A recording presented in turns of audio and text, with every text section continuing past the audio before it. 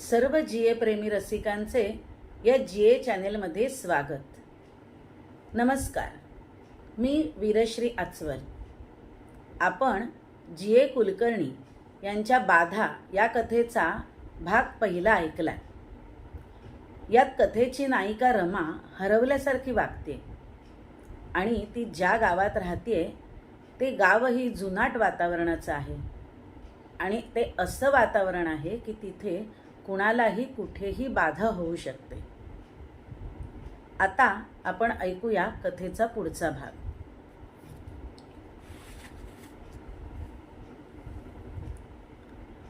चार चौघींसारखंच रमाचं लग्न झालं. 4-6 ठिकाणी कुंडली हुंडा यासाठी मोडल्यावर ती गोपाळरावांच्या घरी आली. तिला त्याबद्दल कुणीसुद्धा विचारलं नाही. तिला शाळेत 2च मैत्रिणी, शांतू आणि अंबू. पण त्यापैकी कुणीसुद्धा लग्नाला आलं नाही, कारण त्यांना कोणी बोलावलंच नाही. रमाने सारे संस्कार मूकपणे सहन केले.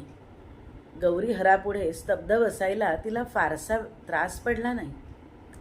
पूर्वीचं नाव कमला गेलं तेव्हा मात्र तिच्यात एक असहाय्य हुरहुर निर्माण झाली, पण ती देखील नंतर विरून गेली. शेवटी ती त्या मरगळलेल्या म्हाताऱ्या पाठीवरील आवाळूप्रमाणे वाटणाऱ्या गावात आली. प्रथम तर तिला आपले कान एकदम गच्च झाले की काय असा संशय येई, पण तीही शांतता तिने पचवली. आल्या दिवसापासूनच खांद्यावर पिळे घेऊन धुणं वाळत घालायला सुरुवात केली. तिने कामाचा रगाडा मानेवर घेतला आणि आपल्या कण्याभोवती ती गोपाळरावांचा उग्र केसाळ वासाचा संसार बिनतक्रार फिरवू लागले. इतक्या वर्षात रमा एकदाच माहेरी आली होती. त्या स्तब्धतेतून शहरात आल्यावर आवाजाचा एक फटकारच तिच्यावर आदळला. रस्त्यातून बायण गेला तर रमा लहान मुलीप्रमाणे धावली आणि काडीचा आईस्क्रीम घेऊन ती अर्धा तास चघळत बसली. दादाचा संसार वाढला होता, पण तो अगदी एकाकी त्रस्त झाला होता. त्याने एक सुरेख वीतभर काठाचं रेशमी लुगडं आणून दिलं. अंबू भेटली व तिच्याकडून बरीच माहिती समजली. शांतूला बाळणपण मानवलं नाही. ती कोळ्याच्या जाळ्याप्रमाणे झाली आणि निघून गेली. रमाच्या लग्नानंतर तिची एकदाही भेट झाली नव्हती. ती कमरेवर गोऱ्या पान पोटाचा बारीकसा पट्टा दाखवायची आणि रमाने तिथे हळूच बोट लावलं की हुळहुळून खूप हसायची. गप्पा मारता मारता रमाचे शब्दच संपले. तिला दिवाकराविषयी बोलायचं होतं, पण शब्दच येईना. अंबू झाली तरी आपल्याच नादात बडबडणारी मुलगी. इतकं तिने सांगितलं, पण दिवाकराविषयी एक शब्द नव्हता त्यात. रमा दिवाकरांशी कधी एक शब्दही बोलली नव्हती, परंतु अंबूच्या घरी गेलं की ती त्याची ओळख करून देईल असं तिला वाटे आणि त्या कल्पनेनेच तिचं अंग थरथरत असे. पण ते कधी झालं नाही. पण तो नेहमी भोवताली कुठे ना कुठे असायचाच. हो, ते चित्र दिवाकरने काढलंय, हे त्याचं कपड्यांचं कपाट. छे ग, मी काय वाचते इंग्रजी कप्पाळ, ही सारी त्याची पुस्तकं. पुष्कळदा एकटे असताना रमाला वाटे दादाने तिथे एकदा विचारून पाहावं. फार तर फार काय नाही म्हणते. त्याची तिला सवयच झाली होती. शाळीग्रामसारख्या एका रेव्हेन्यू कारकुनाने तिला नकार दिला होता. एका सिमेंट चुनावाल्या ओव्हरसिअरने 5,000 रुपये हुंडा मागितला होता, पण तेही झालं नाहीच. अखेर अंबूच्या साऱ्या जंजाळात तो मुंबईला गेला. तिथे त्याला बऱ्यापैकी नोकरी आहे एवढीच माहिती मिळाली व नंतर संभाषण संपलं. शब्दांची पावलं जड झाली व ते मागे आले. अंबूने चहा घेतला, कुंकू लावून घेतलं आणि ती निघून गेली. ती गेल्यानंतर रमामधली कमला नाहीशी झाली. रमा परत त्या गावात आली आणि तिथल्या कुंद वातावरणाच्या बुरशीत गुरफटली. त्या बुरशीने कदाचित रमाला कायमचं गिळून टाकलं असतं, पण तिचं वागणं बदलून हे असं झालं आणि ते कितीतरी दिवस चालू होतं. शेजारपाजारी कुजबुजू लागले होते. तोंडाळ गोचिडीप्रमाणे चावरी रमाकाकू तर मुद्दाम वेळ काढून यायची, कुत्सित प्रश्न विचारायची आणि नंतर गावभर खाजुर्ली वाटत हिंडायची.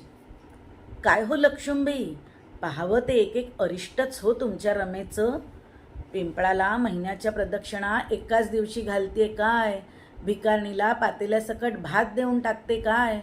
हो, तुम्ही आमच्या गौरीला नाक मुरडलं आणि हे असलं अर्धवट पदरात घेतलं. दाखवा तरी कुणा देवर्षाला. बनशंकरीला एक माणूस आहे, चांगलं सांगतोय. मागं एकदा माझ्या नंडेला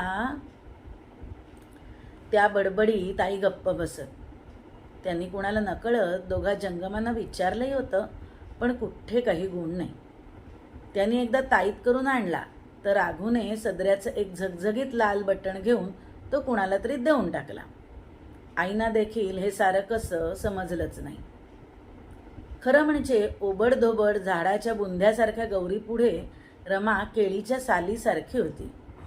ती दिसायला केवड्याच्या कणसासारखी, वागायला इरकली लुगड्यासारखी कुलवंत.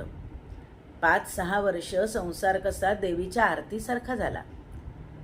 पण 2-4 महिन्यापासून हे सगळं सुरू झालं. त्या दिवशी संध्याकाळी एक कळशी तळ्यावरनं आणली आणि अगदी करकरीत संध्याकाळी अर्धा तासभर उमऱ्यावर पाय सोडून रमा भ्रमिष्ठासारखी बसली. खरं म्हणजे लक्ष्मी यायच्या वेळेला रमा अंगण झाडून उमऱ्यावर रांगोळी घालून आत असायची.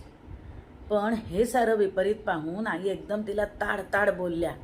तिच्या लहानपणीच वारलेल्या आईचा देखील त्यांनी उद्धार केला. एकदम गोठून गेल्याप्रमाणे रमा सुन्न झाली. तिने थिजलेल्या चेहऱ्याने रात्रीच्या भांड्यांचा ढिगारा संपवला. अंथरुणं घातली, धुतलेल्या कपड्यांच्या घड्या घातल्या आणि सगळ्यांमागून अंथरुणावर पडून ती तासभर हुमसत राहिली. केंबळा लोंबणारे वाशाचे छप्पर, जाड काळवंडलेले दरवाजे, आईंच्या पार फुटक्या फुटक्या टाचा, गोपारावांच्या अंगात कपाळात तिडीक आणणारा उग्र वास, राघूचे वेडेवाकडे दात, ही सारी तिच्या मनाचे लचके लचके तोडायला लागली आणि रमा त्या लहानपणीच वारलेल्या आईच्या पदराखाली लहानपणीप्रमाणेच रडली. त्या दिवशी पाण्याला गेली असताना ती प्रथमच वरच्या देवळात गेली होती. त्या गावात आल्यापासून तिला ते देऊळ जणू बोटाने खूण करून आपल्याकडे बोलवत होतं आणि तिलाही तिकडे एकदा जाऊन येण्याची भीतीयुक्त उत्सुकता होती. उंच उंच 100-150 पायऱ्या चढून ती जेडाच्या सईबरोबर वर आली व बावरलेल्या मुलीप्रमाणे थोडा वेळ भटकली. अनेक वर्षांच्या कोंदलेल्या शांततेने ओलसर झालेल्या फरशीवर तिची पावलं उमटली. खांबावरील देवतांना तिच्या बोटाचा हलकाच स्पर्श झाला. तिच्या दुप्पट उंचीच्या 2 अजस्त्र द्वारपालांचे हात तुटले होते. त्यांच्यापुढे उभी राहताच तिचे अंग थरथरू लागले. डोक्यात वारा घुमू लागल्याप्रमाणे चमत्कारिक आवाज होऊ लागला आणि डोळ्यांवर पातळ लालसर पापुद्रा चढल्याप्रमाणे सारंच लालसर दिसू लागलं. सई बाहेर पडली होती. दुबळे पाय ओढत तिला हाक मारण्याचा प्रयत्न करत रमा तेथून भेदरून निघाली, परंतु तिला कोणीतरी उभ्या जागी कायमचं जखडून ठेवल्याप्रमाणे ती खेळली. कोपऱ्यातील अंधाऱ्या खांबाकडे कोणीतरी उभं होतं. तो त्या अर्धवट अंधारातच थोडा बाजूला झाला. त्याला पाहताच रमाला आपल्या भीतीचा क्षणभर विसर पडला आणि ती एकदम ओठावर बोट ठेवून विस्मयाने म्हणाली, तू इथे रे कसा? इथे कसा आलास दिवाकर? परंतु दिवाकर काही न बोलता फक्त तिच्याकडे पाहून हसला.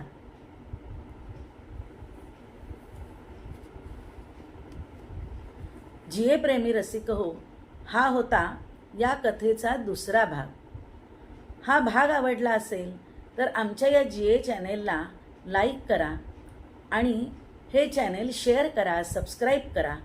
खाली कमेंट बॉक्समध्ये आपले अभिप्राय व सूचना जरूर द्या आणि या कथेच्या पुढच्या भागाची प्रतीक्षा करा. धन्यवाद.